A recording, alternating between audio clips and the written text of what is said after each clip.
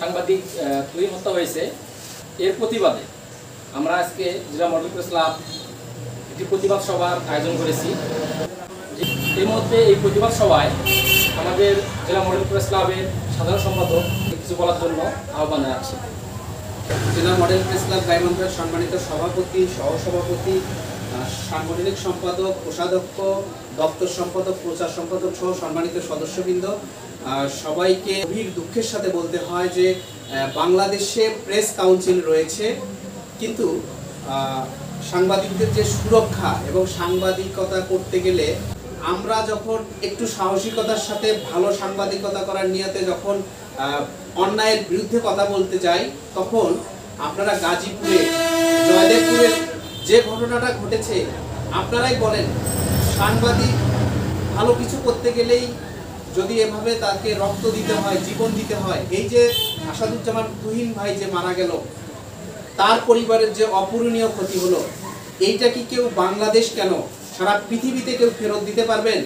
কোনো কিছুর বিনিময়ে পারবেন? একটা জীবন, একটা সাংবাদিক সে অন্যায়ের বিরুদ্ধে কথা বলবে, এটাই তো স্বাভাবিক।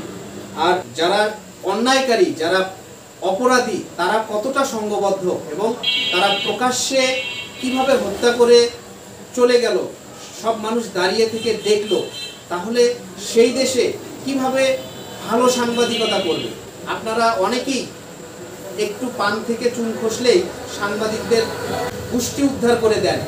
সত্যিকারের সাংবাদিকতা করতে গেলে, অন্যায়ের বিরুদ্ধে কথা বলতে গেলে বাংলাদেশের যে পরিস্থিতি, বাংলাদেশের রাষ্ট্রীয় কাঠামো এবং বাংলাদেশের যে সুরক্ষার জায়গাগুলো এবং ন্যায় পাবার যে জায়গাগুলো এতটাই দুর্বল হয়েছে যে এই দেশে অপরাধকারীরাই যেন তাদেরই রাম রাজত্ব কায়েম হয়েছে। আমরা যারা গণমাধ্যম কর্মী, আমরা সারা দেশে এই যে প্রতিবাদ সভা, মানববন্ধন এবং এই যে অপরাধীদের দৃষ্টান্তমূলক শাস্তির দাবিতে যে কথাগুলো বলছি, এই কথাগুলো আমরা কার কাছে সঠিক বিচার পাব?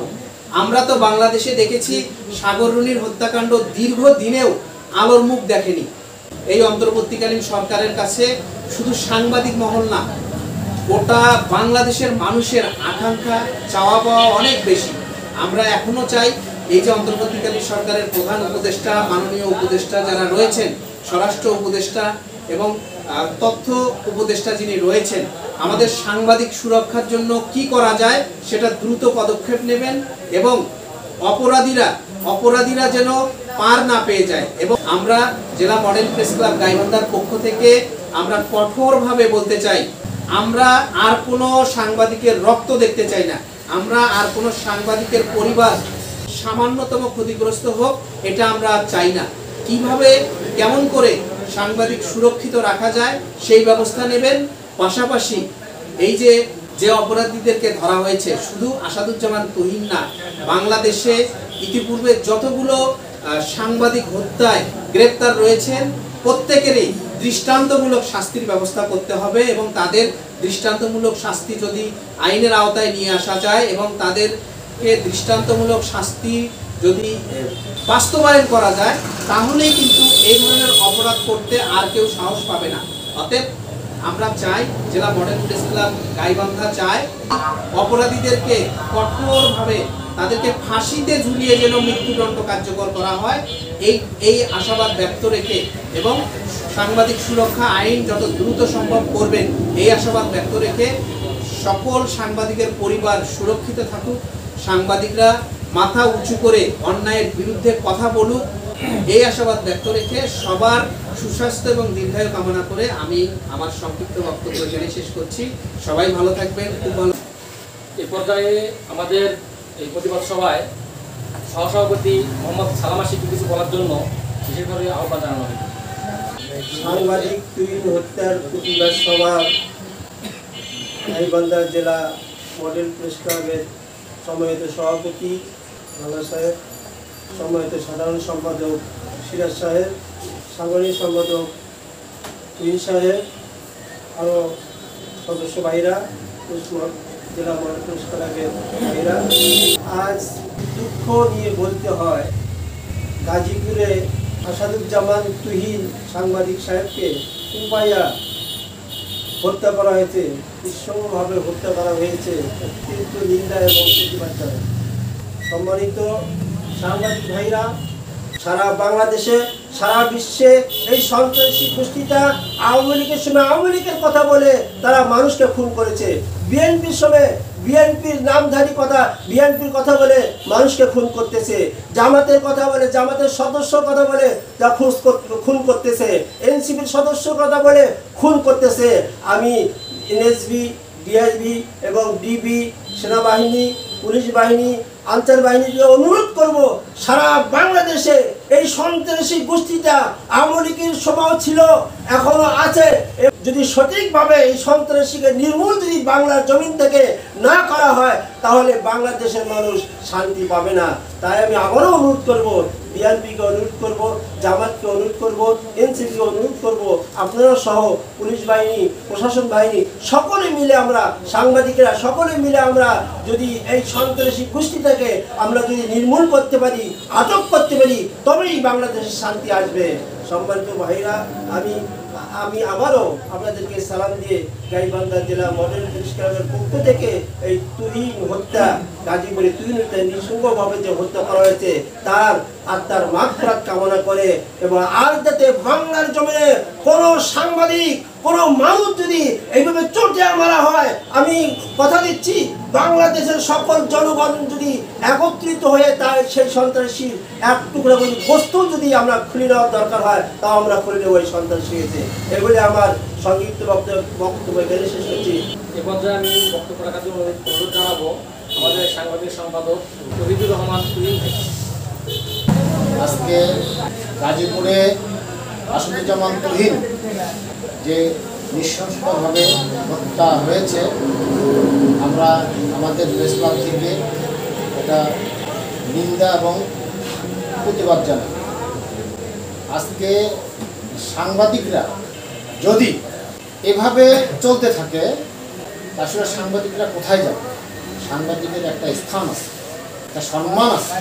এই সম্মানটুকু যদি আপনারা ক্ষুণ্ণ করেন আমরা কিন্তু কাউকে ছেড়ে দেব না। আমি আবারও এখানে আসলে কিছু বলার নাই। আমার বিগত আমাদের প্রেস ক্লাবের সহসভাপতি, প্রচার সম্পাদক তারাও বলছে, আমরা আবারও নিন্দা জানাই এই বিষয়টার। আমরা একটা তীব্র নিন্দা জানাই জেলা মডেল প্রেস ক্লাব থেকে। ধন্যবাদ সবাইকে। ধন্যবাদ আমাদের সাংগঠনিক সম্পাদক তুহিন ভাইকে। প্রধান সম্পাদক মোহাম্মদ সাগর রহমানকে কিছু বলার জন্য বিশেষ অনুরোধ জানাচ্ছি। বিসমিল্লাহির রহমানির রহিম।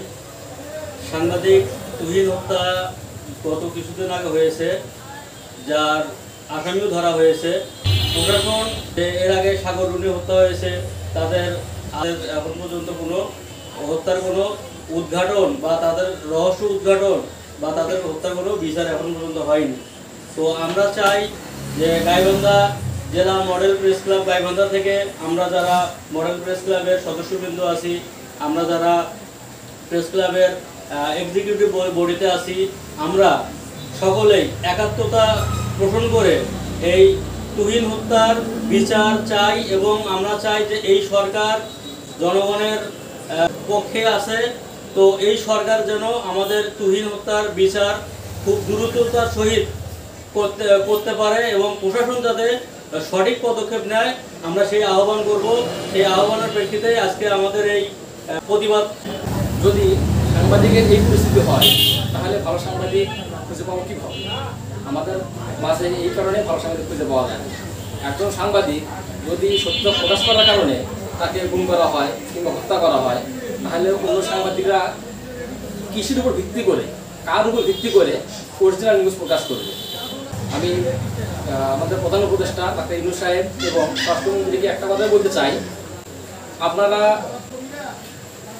বসে আছেন, সব দেখতেছেন, দেশ নতুন করে স্বাধীন হয়েছে, আমরা স্বাধীনভাবে কথা বলতে পারতেছি, ঠিক আছে, কিন্তু স্বাধীনভাবে কথা বলতে যে আজকে যদি আমার ভাইকে হত্যা করতে হয়, তাকে কুপিয়ে মারা হয়, যদি আমাদের গুম হতে হয়, তাহলে এই স্বাধীনতা কোনো দরকার নাই।